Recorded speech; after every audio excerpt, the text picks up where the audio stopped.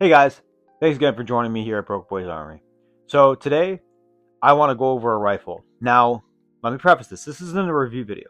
This is just to highlight or maybe put something on your radar as far as budget ARs that you may have not really known about or really known that they have been popping up recently. But I just wanted to get this video out there and show you guys and do a little talking about it. So without further ado, it is the Bushmaster XM-15 E2s. So this is actually one of the older Bushmasters, and the reason why I'm bringing this video up now and you can find these is because some law enforcement departments right now are getting more funding, and with that funding they're upgrading their equipment. So some of these departments who haven't upgraded their equipment in a while, who bought these Bushmasters back when they were under their original ownership, will have them for sale, or will have sold them off, and they're popping up in gun shops and online, and I've seen them anywhere from 500 to 600.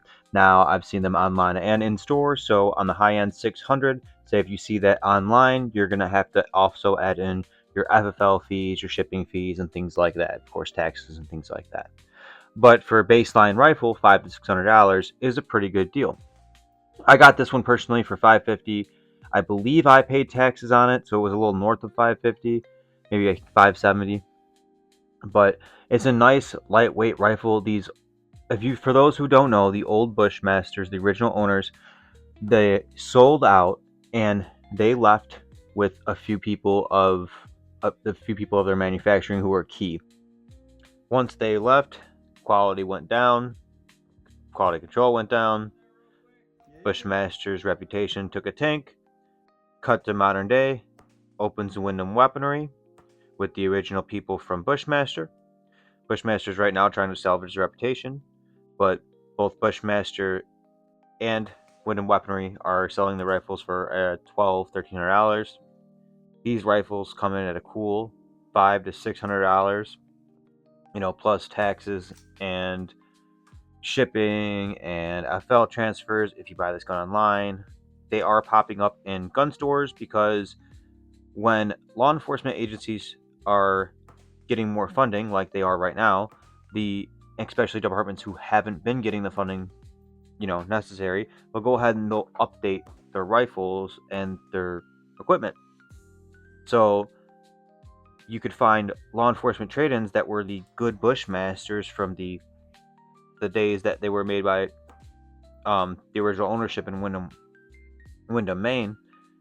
So it's a good deal. You're getting this, a really high quality rifle for half the price, and it's a light, handy rifle. If these haven't appeared on your radar yet, they are nice. They give you the carry handle vibes, very much so. I personally love carry handles, the A2 receiver.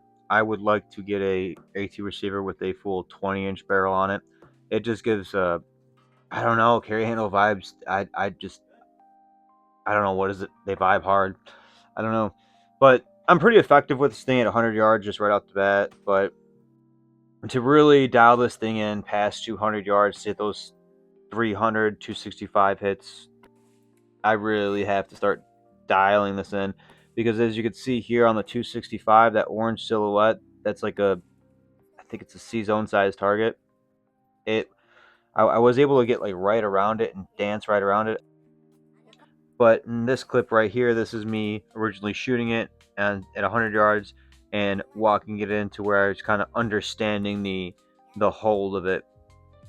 I walked it right up there, hit the bottom corner, and then my next shot at 100 yards, I smacked it right dang near in the middle. So I was like, all right, I know where to hold there. And then I took it that 265, and then right here is that 300.